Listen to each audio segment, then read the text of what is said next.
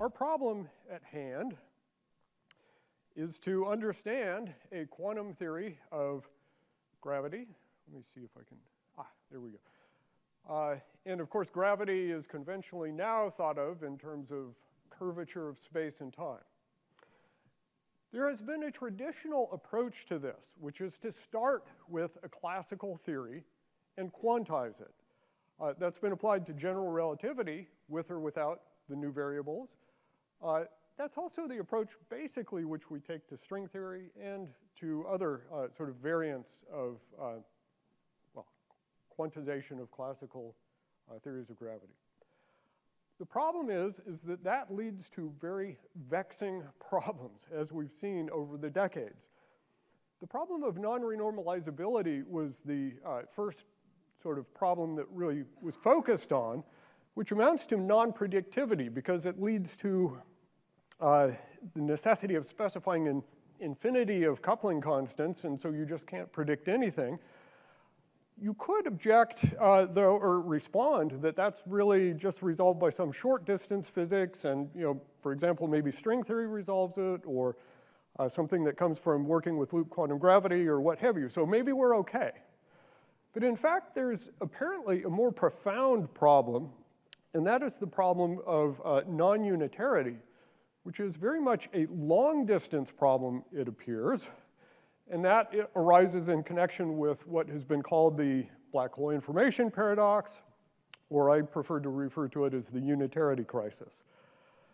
And so that is a very difficult one, which I'll touch on, but the bottom line is that we've had a lot of trouble taking a classical theory and quantizing it.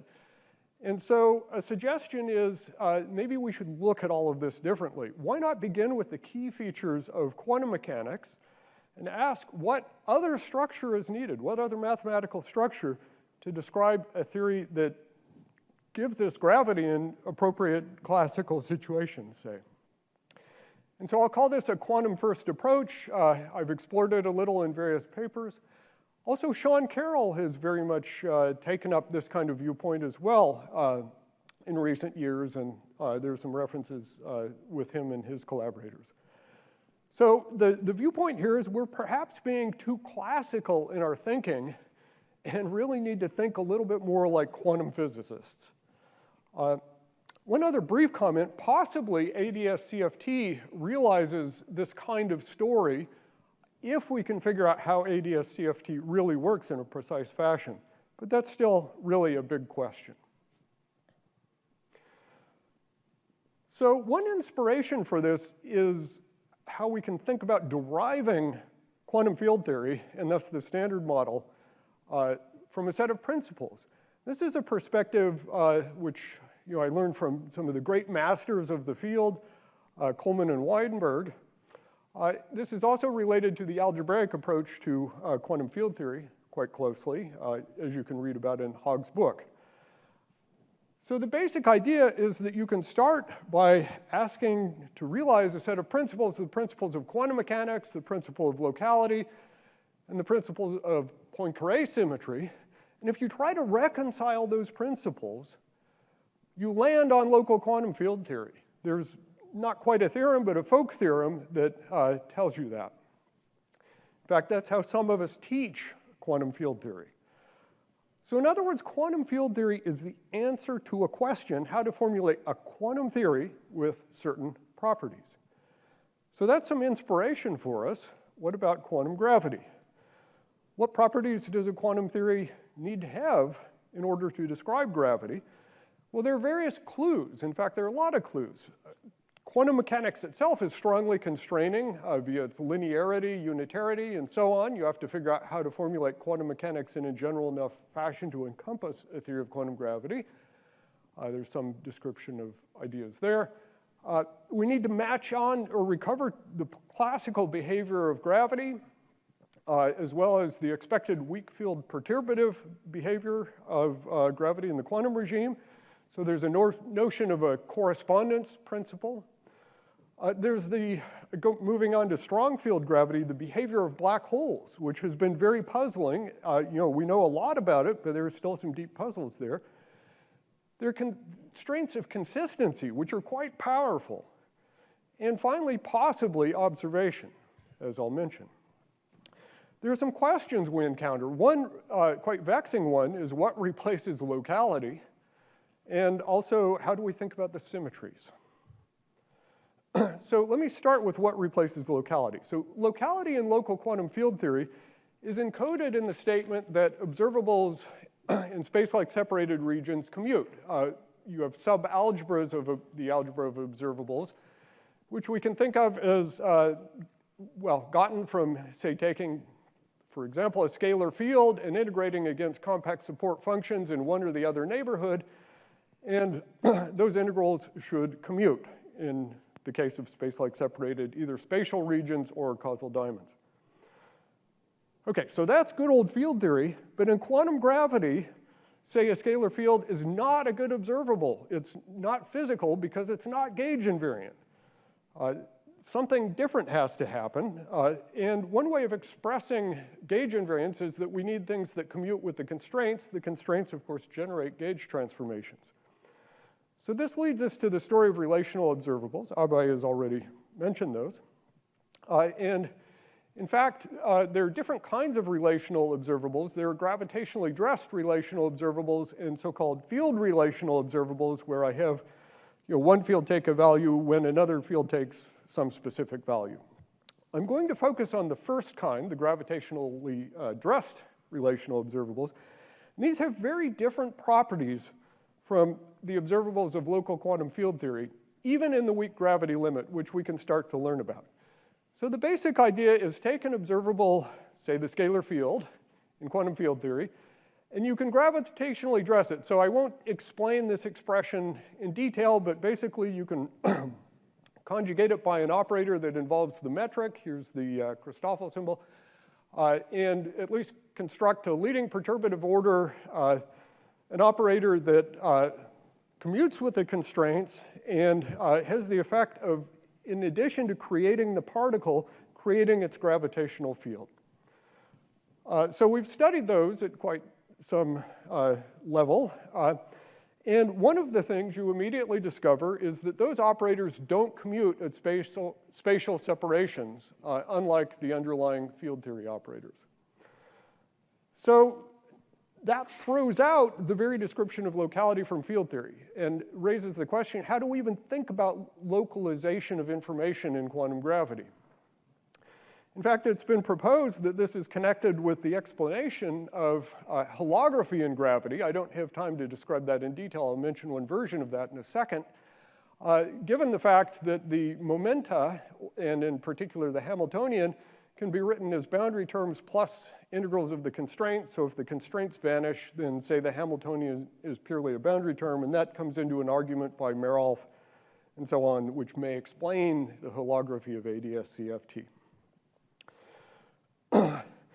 So, well, there's a question about locality. Is it gone for good? Well, maybe not so fast. We can think of a way of defining approximate localization, at least, of information in gravity by looking at properties of states.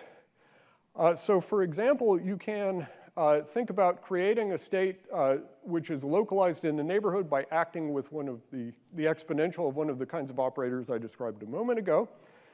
And then if we gravitationally dress it, it turns out that the gravitational dressing of that is non-unique, and you can choose it so that the gravitational dressing only depends on the Poincare charges of the stuff in the neighborhood. In other words, there can be other attributes of the stuff in the neighborhood which you can't measure asymptotically by measuring fields, and in particular the gravitational field.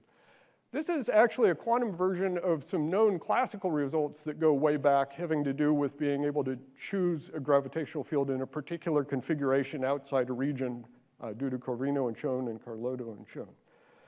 So this is what we call a gravitational splitting, and it's something like a localization of information or a definition of a subsystem within a gravitational system. Although there are still some puzzles. For example, if we have full non-perturbative control of this story, then it looks like we can take a state like this in a neighborhood and its gravitational field, and basically by acting with observables at infinity, still measure detailed attributes of the state in the neighborhood. The basic idea is what I mentioned before, that, say, the translation generator you can think of as being purely an operator at infinity. And so you can use that to sort of translate the state out to infinity where you measure it, say, with the field operator phi. So there is still some subtlety in all of this. In fact, there have been arguments that even with perturbative observables, you might be able to measure details out at infinity of what's in the neighborhood. But the effects there are quite tiny. Too much of a story to go into in any detail here. But this is an important general question. And just to emphasize that, I've put up a quote from Einstein about the essential role in physics of being able to sort of separate things into subsystems, say, based upon their spatial location, so we can separate one thing from another and do physics, describe what physics is about. He uses the language of, well, fancy language, this assumption of mutual independent existence, the being thus, so it gets a little fancy, of spatially distant things. So we need a mathematical description of what that is. And again, in local quantum field theory, we have a description of what that is in terms of these commuting type 3 von Neumann algebras on the Hilbert space in fancy terms. And those mirror the open sets of the space-time manifold. They capture the topology of the space-time manifold. But in quantum gravity, as I've briefly mentioned, there's certainly a modification of this algebraic structure, which we've described in detail at the perturbative level. That's actually closely connected to some recent discussion of modification of the type 3 algebras to type 2 that Witten and collaborators have been talking about. So there's clearly something of a different structure in gravity.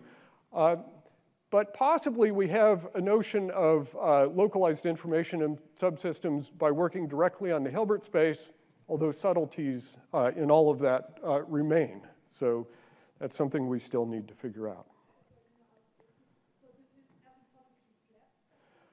You can think about asymptotically flat. You can think about ADS as well. There's a similar story there.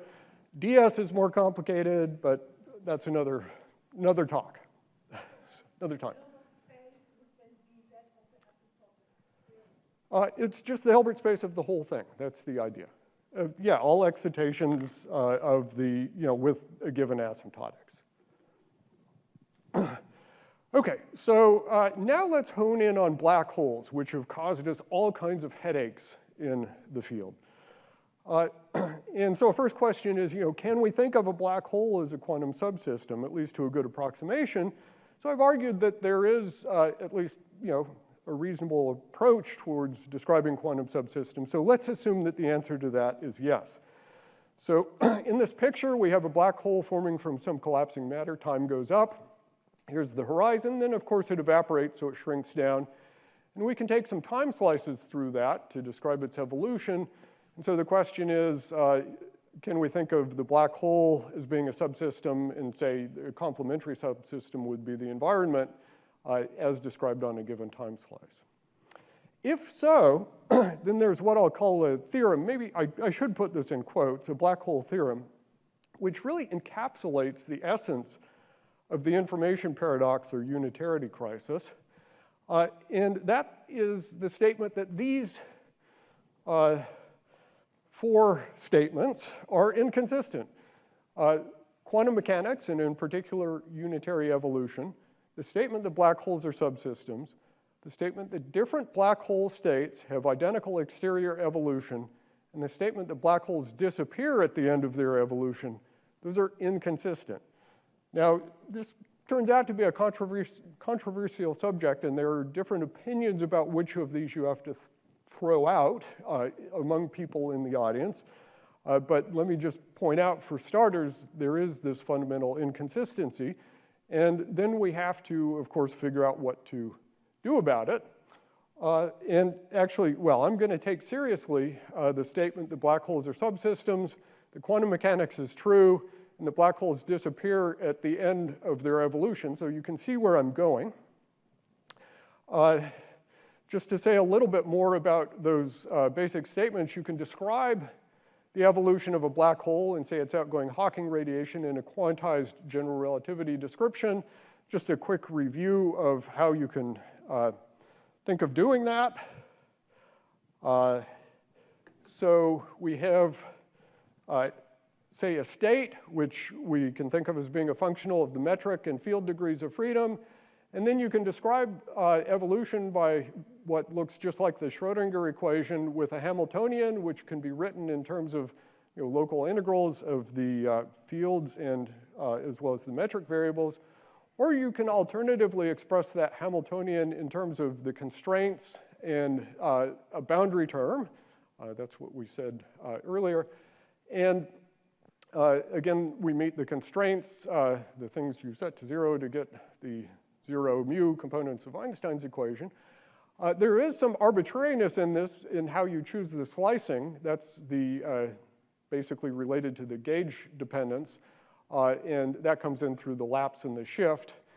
But we can give this Hamiltonian description of the evolution of the state of a black hole and its Hawking radiation, which basically obeys the statement that black holes behave as subsystems and different black hole states have identical exterior evolution. And so that description, ultimately, when you throw in the disappearance of the black hole at the end, must be somehow modified. And that's the essential question, is how is it modified? And before I try to describe that, let me just tell you that this is really a shift of perspective in this quantum first spirit, that we're going from the statement that locality in classical space-time forbids quantum information to escape a black hole. We're going from that to the statement that if a black hole is a quantum subsystem, so we're really taking quantum mechanics seriously, but also the fact that we can localize information, unitarity of quantum mechanics requires its interactions to describe escape of information from the black hole. So that's a very new kind of statement, and there's the question, can we reconcile this notion that information should escape a black hole with the expectation that big black holes are nearly classical near the horizon, and how do we describe this dynamics? So very briefly, I'm going to describe it in terms of what I'll call a principled parameterization of ignorance, or effective description. Again, in the sort of quantum first spirit, we could refer to this as nonviolent unitarization. And so let's start out by assuming that we can describe the states with a subsystem structure, so we have separate labels for the black hole states and the state of the environment. And of course, the state of the environment should be very much, very well approximately described by, in terms of local quantum field theory variables, because far from the black hole, there's nothing funny going on with gravity. So we talked about the Hamiltonian of quantized GR, and that needs to be modified in order to, in the end, get us out of this conundrum. Now, of course, we're not surprised to have very strong modifications of the evolution deep inside the black hole. I'm not going to focus on that part, but there should be a part here which we might hope is small, a part of the Hamiltonian, which has the effect of transferring information or entanglement out of the black hole. So we can have, say, the black hole state correlated with some outside particle, and we need to entangled with some outside particle, and we need to have a transfer of that entanglement from the black hole state to exterior excitations that can then escape to infinity. That's what we need to accomplish to save unitarity. The simplest example of an operator that accomplishes that is some operator, and in fact I'll use a basis of operators, acting on the black hole state, and then times an operator acting on the environment. And that's a little bit too general, but if you think about it and consider some Gedanken experiments, you conclude that it makes a lot of sense if the operator acting on the environment of the black hole is universal. That involve, well, one way of arriving at that is Gedanken experiments of black hole mining, and also just generally gravity has this universal character, so that's well motivated. So let's think about only operators acting on the environment that are integrals of the stress tensor against what I'll call form factors that also are localized near the black hole. So we're just going to parameterize the kind of Hamiltonian that'll do the trick in this fashion.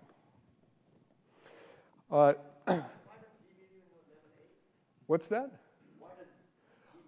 Oh, okay, yeah, so I'm trying to go fast, but basically because here we have a basis of operators. See, lambda ij are a basis of operators that act on the black hole quantum states, and then A labels the state, that basis. It's the set of all n by n matrices is labeled by A. And so each of those can couple to a different operator. That's the origin of that label. Okay, so what else in terms of principles might we invoke in trying to figure out what these interactions look like? Well, first let's reorganize the expression I already had for the contribution to the Hamiltonian. I can reorganize it as T mu nu times, well, integrated against this combination of these basis operators and the form factors. And if I stare at that, I realize that basically that is something that is an operator that acts on the Hilbert space of black hole states, and it behaves like a state-dependent metric perturbation when you think about the fact that it's coupling to the stress tensor. Okay, now, what else can we say about these form factors? Well, another statement that seems quite well motivated is that those have a characteristic scale dependence, a dependence on spatial and temporal scales, which is given by the scale at hand when you're talking about a particular black hole of size r.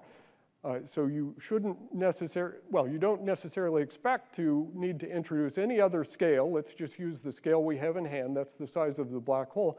So in other words, in the typical black hole state, the expectation of value of this naturally just varies on space and time scales of order the size of the black hole. And for example, this gets rid of crazy things like firewalls that have been talked about. And this is what really is part of the story of what makes this non-violent to involving observers. So that's another quite well motivated assumption. And then finally, these couplings have a job to do. They need to transfer information out of the black hole to save quantum mechanics, and they need to do that at a certain rate, which is about 1 qubit per light crossing time to beat the buildup of entanglement due to Hawking radiation. So how do we achieve that? Well, first of all, if these are behaving like metric perturbations and are varying on these scales, then if they have a size of order 1, that clearly suffices. If you think about it, a metric perturbation that's of order 1 varying on these scales clearly can transfer information out at the rate of 1 qubit per light crossing time. So that's one possibility, which I'll call the strong scenario. But in fact, there's another possibility, which I'll call the weak scenario, where you have to think a little bit more quantum mechanically. And the basic idea there is we think of these couplings as exciting outgoing excitations, much like the decay of an atom. And we expect, say, in the decay of an atom, the rate of decay to be roughly comparable to the rate of information transfer from the atomic state of the atom to the outgoing radiation. So likewise here, we can estimate the rate of information transfer by just looking at the rate at which the Hamiltonian induces transitions. That's given by good old Fermi's golden rule, at least approximately 2 pi times the density of final states times the typical matrix element squared. And the interesting thing is the density of final states includes the density of black hole, or the total number of black hole states, which we expect to be huge, exponentially large in a black hole entropy, which might be something like the Bekenstein-Hawking entropy. And so that tells us that the typical interaction strengths can be quite small, and we still get this order unity rate in units of R. And so that's why this is referred to as the weak scenario. It's very small couplings, and in fact, very hard couplings for, say, an infalling observer to even measure. So that's another part of why this picture looks non-violent to infalling observers. Well, if we are altering the way that black holes interact with their environments, might there be observational signatures? First, in the case of the strong scenario, if you have something that's behaving like an order 1 perturbation of the metric, that leads to possible time-dependent distortions of the black hole image seen electromagnetically. And in fact, with Demetrios Saltis, who's of course been quite prominent with the Event Horizon Telescope, we looked at some simple models for that, and here's one example of distortion of the image that you can get in a series of snapshots which has some time dependence. And you already see, now that the Event Horizon Telescope has captured images, that at least for some ranges of these parameters, you can start ruling out this kind of scenario. But that's only for some ranges of parameters. So far, one has not completely ruled out this scenario. But the point is there's experimental sensitivity there to this kind of scenario, and one can use that to start constraining further the basic scenario. That's the story with the strong scenario. With the weak scenario, you don't apparently get big distortions of the electromagnetic image, but there's something interesting that happens with gravitational wave interactions. We can consider gravitational wave scattering from a black hole, from, say, a state alpha to beta of the gravitational radiation. And we can estimate the rate for such scatterings the same way we did before from Fermi's golden rule, where we just put in the initial and final states into the formula. And the counting is the same. We have this exponentially large compensation of the exponentially small coupling. So we can get order 1 scattering for typical momentum transfers of order 1 over r. And so that says that there will be modified gravitational wave absorption or reflection that is important at wavelengths of gravitational waves, which are of order the radius of the black hole.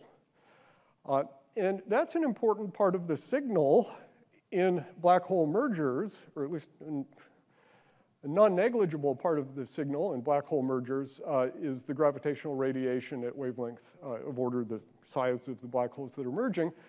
And so there's a correction generically to the gravitational wave signals, and it's being investigated, to what extent we might have experimental or observational sensitivity to that. We're working on turning this into more of a calculation.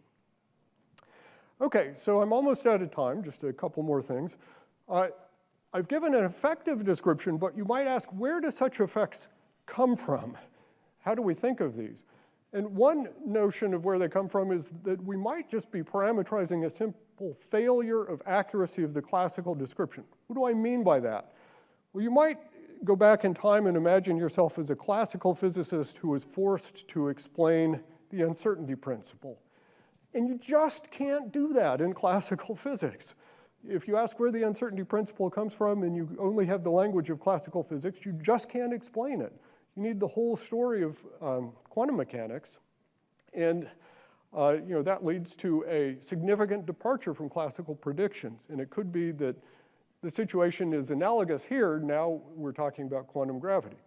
Although there is one idea connected with the recently fashionable replica wormhole story, that possibly there's a role for emission of baby universes the size of the black hole from our universe and so on. That could be an alternate way of explaining it. So there are various ideas out there. But this does return us to the earlier question: what mathematical structure do we have describing our Hilbert space? What symmetries are relevant? Is there a role for holography? And what does unitary evolution of this structure look like? Of course, there's a question of the role of gauge invariance. And finally, the relevant thing for possible observation, does it actually lead to prediction of these effects? I would argue that with certain assumptions, again, unitarity forces you to effects like this.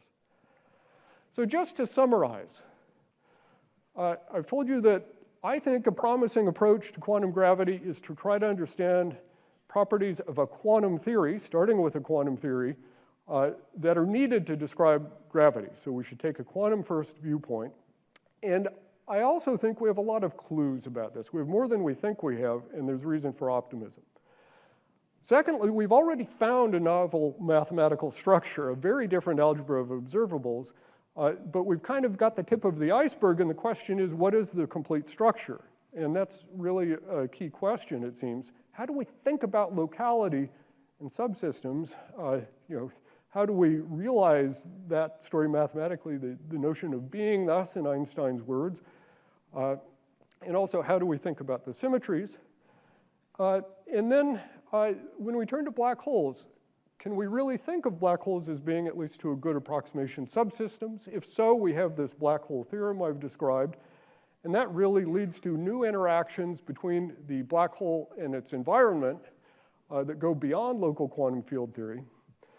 And that then has the very interesting feature of possibly relating to observation, because if you have modifications to the physics, the interactions of black holes at event horizon scales, well, those scales are now, in a very exciting development, observable scales, both due to gravitational wave observations and due to event horizon telescope observations. So we've had these two new windows open up on these kinds of scales observationally. And so excitingly, we might, it looks like we can possibly make contact with that story. So I will stop there. Thank you for your attention.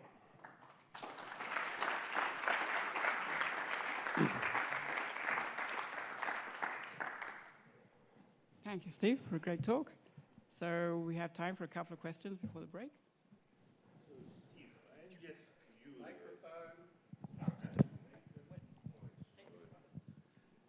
Yeah, you know very well that quantum mechanics is not unitary if you include observer. Why? No, wait, no. Let me finish, yeah? Okay, but I'm not going to accept as everybody knows, quantum mechanics, if you of course believe in Bohr or whatsoever, quantum mechanics is not unitary when you include observer. Moreover, when the whole evaporates, yeah. Okay, you see one of the realization up to the thermal fluctuations. You do not see precisely expectation values for the occupation number. Okay. Yeah. Now, why you care so much about non-unitarity in the presence of the black holes which do not even exist? You maybe perhaps have to care more about non-unitarity of quantum mechanics because of observations first.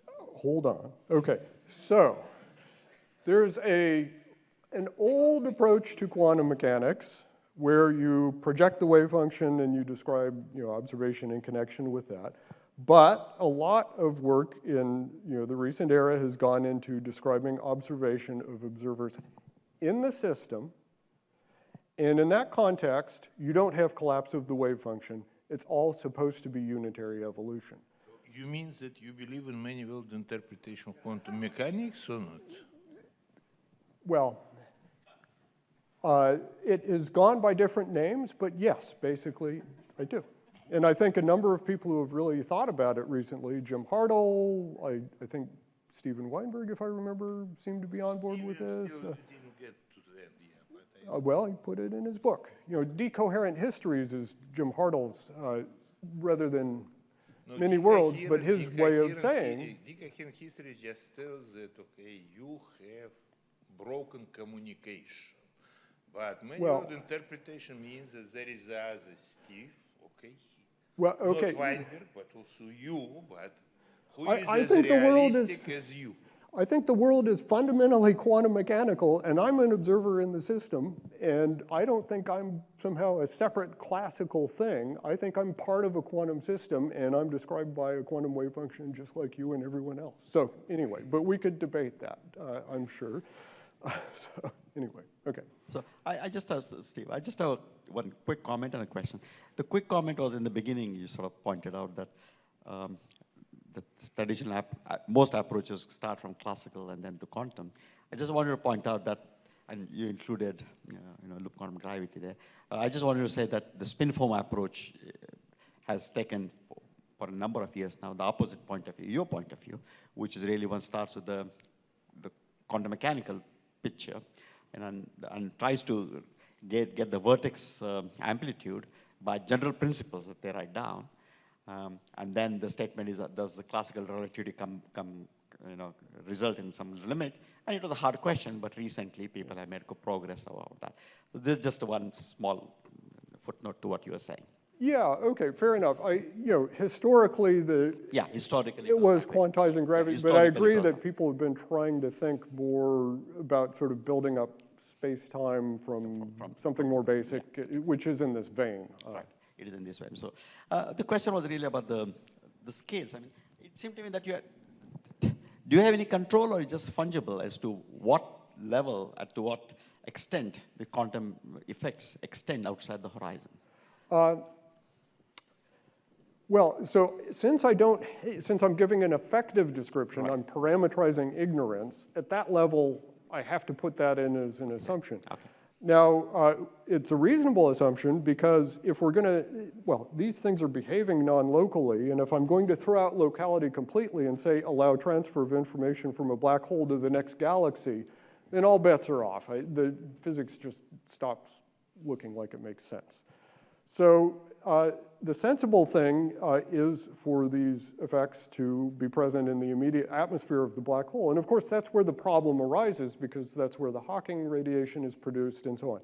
So that's a quite plausible assumption. Where it comes from, well, we know that there's a strong distortion of space-time in the immediate vicinity of the black hole, at least in certain descriptions, as say, deformation of flat space. And so, it's quite plausible from also that point of view that there are new quantum effects relevant in that regime. I know it goes against conventional thinking. No, it's not conventional. Yeah. I mean, it's not true that the curvature is very large on the black holes. That's what I mean by conventional thinking. There are different ways of thinking about what a strong gravitational field is. One is curvature is big, okay? But another way of thinking about it is if you have a strong distortion of, say, the background ambient metric, which is, say, the Minkowski metric. There is no metric, background metric, right? Okay, this is one way of describing it, okay? But yeah, okay. Okay, thank you. Just a very, I do have a serious question, but I just want to quickly remark that you should never get into an argument with Slav Mukhanov about the foundations of quantum mechanics. Well, I can tell you it might go on for a while. I once did in a bar in Munich, and I think there were probably about 100 people watching us at the end of it, even though we weren't speaking in German. Anyway. Well, I'm hoping you can come help me. I don't know if well, anyway, I guess you're suggesting modifying quantum mechanics. The question is the following. Okay, so go ahead. You've given one particular criterion for discussing non-locality in the quantum version, which is the commutativity or otherwise of observables. Specific observables. But I just wonder, supposing I ignore quantum mechanics and I ask the following question, which is, when can I say that two, say, black holes are independent in the classical theory? And I've been thinking about how I would do that in the last few minutes, and it's not clear to me. I could imagine starting by putting in some space-like hypersurface and asking about the nature of the information defined on there. But then there's nothing forcing me to pick any specific hypersurface. And in fact, it's not even clear to me that in many space-times, these black holes would ever be independent in the classical theory if I look at the ensemble of hypersurfaces. So what do you mean by independent subsystems in the classical theory? Well, I think we can go further than that. I think we can define independent subsystems on a classical gravitational background. Independent subsystems, of any kinds of field configurations, including, say, metric perturbations. And again, it is very closely tied to this notion of commuting algebras, because that's, when you follow it through, what tells you that say I can't send a signal from this one to this one until this one comes into the forward light cone. Okay, so that's really how locality is encoded in anything that's behaving like local quantum field theory, or even the sort of classical limit of it, where you just have classical propagation. So I think we're okay there.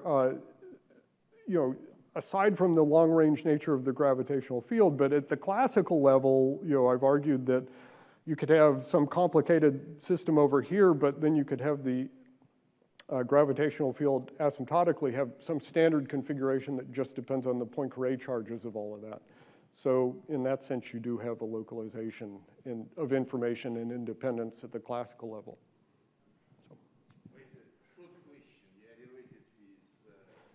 I'll let the moderator decide. Okay. Imagine that you had black hole. Now, we are allowed to use negative energy with anti-de Sitter. Send appropriate amount of negative energy, your black hole disappeared, nothing is left, all information is lost. What does it mean, this thing? You are in Minkowski space, and no Hawking radiation, nothing. Well, again, you're starting from a starting point that we should think about very carefully before I accept it and follow it. All right, in particular, the sending in negative energy, I think, is, they're... But now it became actually very fancy. Anti-de Sitter is the case when people using... That's just negative cosmological constant. That's not negative transmissible energy. You could imagine, okay, negative potential with minus, etc. Contradicts to nothing. If you violated the rules of the game, okay, why I cannot violate it a little bit more? Oh, you're saying you're saying if one is modifying what we know of existing physics, why not just do something else? Right? Okay. There are times when we have to modify our existing description of physics. An example of that was when the classical physics of the atom was giving the wrong answer. And now I would argue that the quantum field theory description of black holes is giving the wrong answer. So we are at a juncture where we have to figure out what the right answer is. And we have a lot of clues, but we have to be careful, as you point out.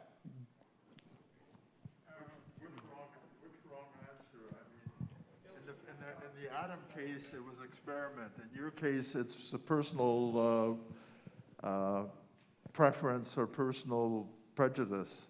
I would say it's more than that. There are a lot of things that we have figured out in our decades of grappling with this problem. And so I would argue it's not just personal preference. We've got a lot of constraints that we have found. I know that there's also some controversy on some of those constraints, but anyway, time is short, so we probably shouldn't have that here. No, I think we're forced into this situation by the constraints which we have found. So.